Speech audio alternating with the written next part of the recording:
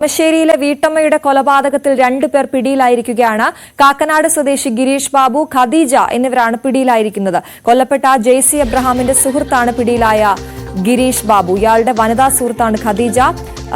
Dani തുടരുന്നുണ്ട്. Dani, എന്തായിരുന്നു ഇവരുടെ ഉദ്ദേശം? പോലീസ് എന്താണ് പറയുന്നത്? എവിടെ നിന്നാണ് പിടിയിലായിരിക്കുന്നത്? കഴിഞ്ഞ ദിവസമാണ്, ഇന്നലെ രാത്രിയോടുകൂടിയാണ് ഇവരെ പിടികൂടുന്നത്. ഇപ്പോൾ അത് പോലീസ് സ്ഥിരീകരിക്കുകയും ചെയ്തിട്ടുണ്ട്.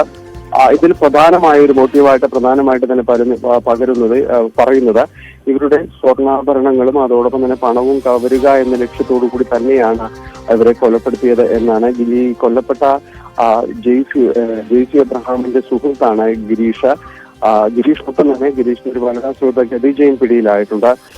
കഴിഞ്ഞ ആഴ്ചയാണ് ഈ കൊലപാതകം നടക്കുന്നത്. ജെയ്സി എബ്രഹാം ഇവിടെ അപ്പാർട്ട്മെന്റിൽ താമസിക്കുകയായിരുന്നു, കളമശ്ശേരിയിൽ താമസിക്കുകയായിരുന്നു.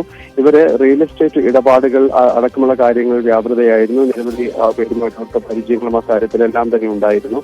അപ്പോൾ ഇതുമായി ബന്ധപ്പെട്ടുകൊണ്ട് സഹകരിക്കുകയും ഇവരുമായിട്ട് അടുത്ത പരിചയം പുലർത്തിയിരുന്ന ഒരാളുമായിരുന്നു ഗിരീഷ് എന്ന പോലീസ് കണ്ടെത്തിയിട്ടുണ്ട്. നേരത്തെയും ഇവരുടെ കൊല്ലപ്പെട്ട ജെയ്സി എബ്രഹാമിന്റെ ഫോൺ കോളുകൾ കേന്ദ്രീകരിച്ച് പോലീസ് അന്വേഷണം നടത്തിയിരുന്നു. അതിൽ നിന്നാണ് ഗിരീഷിലേക്കുള്ള ലീഡ് ലഭിക്കുന്നത്.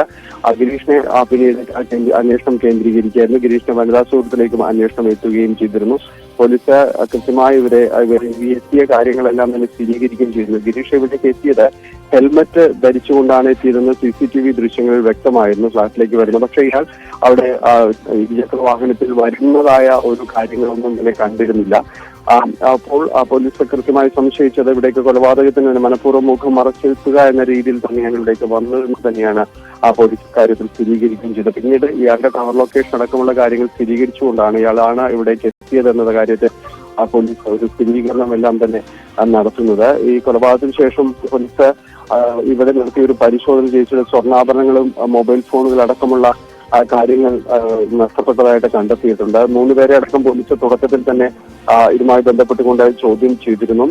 തലക്കേറ്റ ഗുരുതര പരിക്കാണ് മരണകാരണമെന്ന് അടക്കം പോസ്റ്റ്മോർട്ടത്തിലുണ്ട്. വളരെ ക്രൂരമായി ഇവരെ മർദ്ദിക്കുകയും ചെയ്തതായിട്ടും പോസ്റ്റ്മോർട്ടം റിപ്പോർട്ടിൽ ഉണ്ടായിരുന്നു. എന്തായാലും ഇപ്പോൾ പ്രതിയിലേക്ക് എത്തിയിരിക്കുന്നു.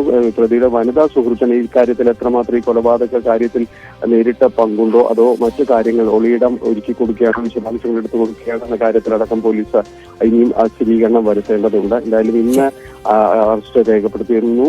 ഇതിനുശേഷം ഇയാളെ കോടതിയിൽ ഹാജരാക്കുകയും ചെയ്യും. ശരി ഡാനി. ഇപ്പോഴാണ് കൊച്ചിയിൽ നിന്നും വിവരങ്ങൾ നൽകിയത്.